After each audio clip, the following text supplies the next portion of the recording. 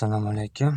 Kanalimiz a'zolari, mana Clash of Clans'da yangi versiya chiqqan. Bilgan bo'lsalaring, hamma o'ynab ko'pchilik bilib oldi.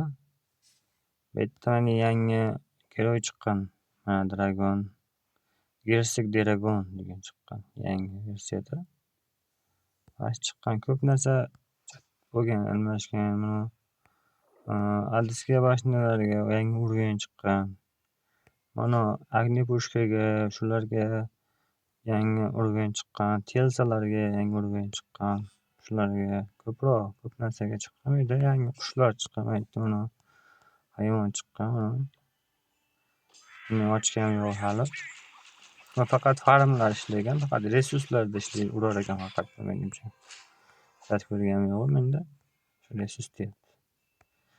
Laboratoriyada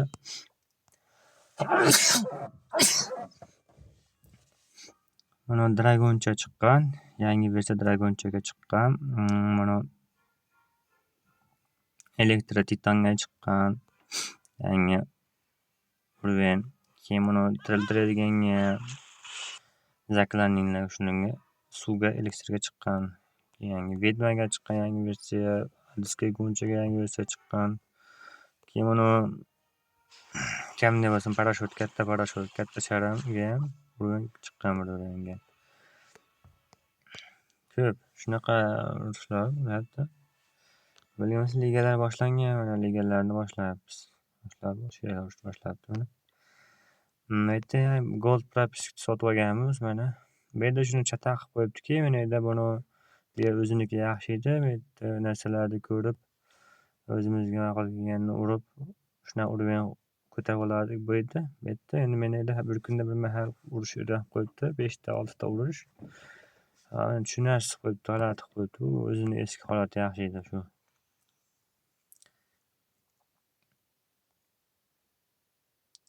Clashda shu yangi narslar shu endi. Mana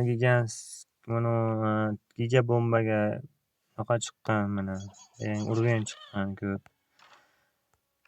Shu mana diska mashinalariga demay ko'tarib qo'ydim bunalarni. Bunalarda mana telsalarni, chaqmoqlarni ko'tarib qo'ydim.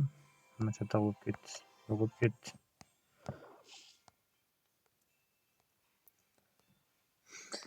Kimda kim mana shu gold propiska sotib olish ishi bo'lsa, sotib beraveramiz biz ham. Bizga murojaat qilaverasizlar. Shunaqa mana shu azamiz. Kimdaga mana fikr mulohaza bo'lsa, kommentariyaga yozib ketinglar. Ko'ramiz.